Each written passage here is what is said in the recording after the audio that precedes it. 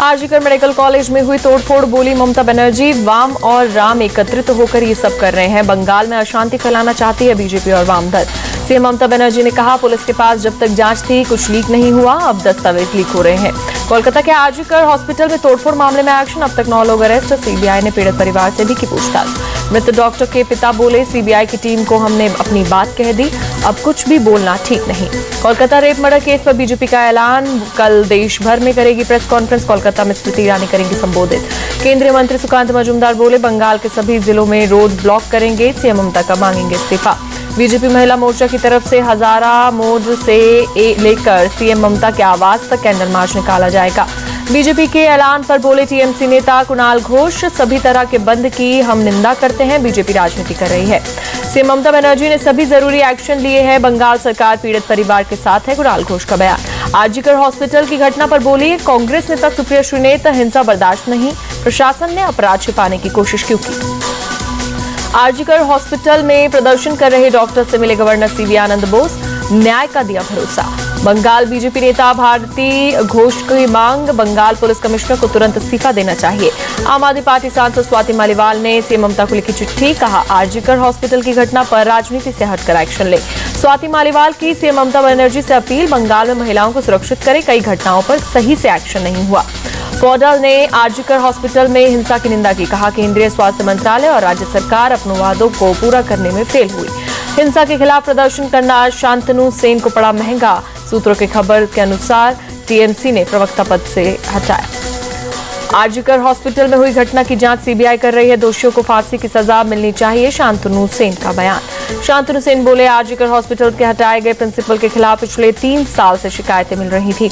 RG Kar hospital में doctors का protest जारी, नवनियुक्त प्रिंसिपल सुहर्ता पाल ने मुलाकात की। सीएम ममता बनर्जी पर निशाना साधते हुए बीजेपी बेचैन रहती है, टीएमसी सांसद शत्रुघ्न सिन्हा का बयान। देश में 78वें स्वतंत्रता दिवस का जश्न, लाल किले पर पीएम मोदी ने 11वीं बार फहराया तिरंगा। लाल किले की प्राचीर से पीएम मोदी ने कोलकाता कांड पर जताई चिंता, कहा पाप करने की सजा फांसी, अपराधियों में डर पैदा करना जरूरी। पीएम मोदी ने देश में सर्कुलर सिविल कोड की वकालत की, कहा कम्युनल सिविल कोड में 75 साल बिताए। पीएम मोदी ने कहा यूसीसी पर देश में चर्चा जरूरी, धर्म के आधार पर भेदभाव बंद होना चाहिए। बांग्लादेश में हिंदू समुदायों की सुरक्षा सुनिश्चित होनी चाहिए। पीएम मोदी बोले, पड़ोसी होने के नाते भारत चिंतित। पीएम मोदी बोले, 2047 तक विकसित भारत का लक्ष्य पूरा करेंगे, अब इंडियन स्टैंडर्ड इंटरनेशनल स्टैंडर्ड बनना चाहिए। देश भर में आजादी का जश्न, लखनऊ में सीएम योगी, महाराष्ट्र में सीएम शिंदे और राजस्थान में मुख्यमंत्री भजन लाल ने फहराया तिरंगा। पश्चिम बंगाल और झारखंड सीएम ने फ्लैग होस्टिंग की, जालंधर में पंजाब सीएम ने फहराया तिरंगा। पीएम मोदी के यूसीसी पर दिए गए बयान पर भड़के कांग्रेस नेता हुसैन दलवाई, झूठ बोलते हैं प्रधानमंत्री।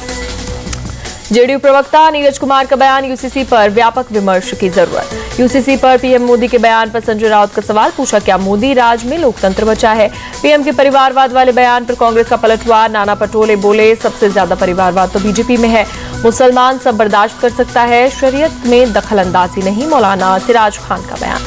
योग गुरु स्वामी रामदेव ने पतंजलि योगपीठ में तिरंगा फहराया, देशवासियों को दी स्वतंत्रता दिवस की बधाई।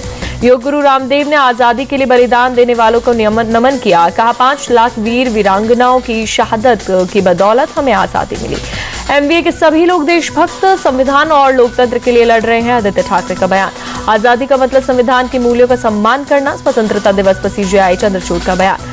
श्रीनगर में 300 मीटर लंबी तिरंगा यात्रा निकली, स्कूली छात्रों ने मनाया आजादी का जश्न।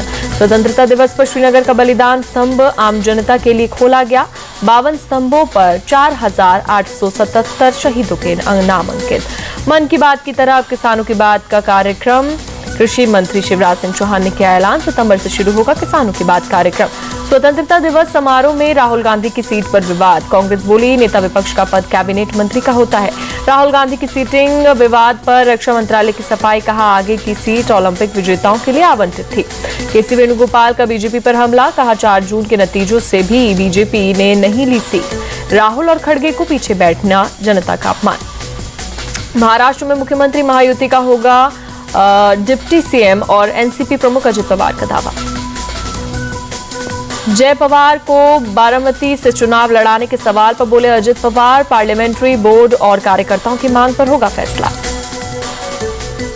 रोहित पवार का चाचा अजित पवार के नाम खुला खत, कहा मैं जानता हूं आप पर कर्जत जामखेड़ सीट से चुनाव लड़ाने का दबाव बनाया जा रहा है।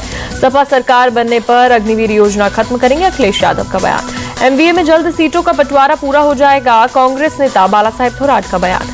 नलिन प्रभात होंगे जम्मू कश्मीर के नए डीजीपी, 1 अक्टूबर से संभालेंगे कार्यभार, आरआर स्वैन की जगह लेंगे। 18 अगस्त को कुवैत दौरे पर जाएंगे एस जयशंकर, कुवैत के विदेश मंत्री के साथ करेंगे द्विपक्षीय वार्ता।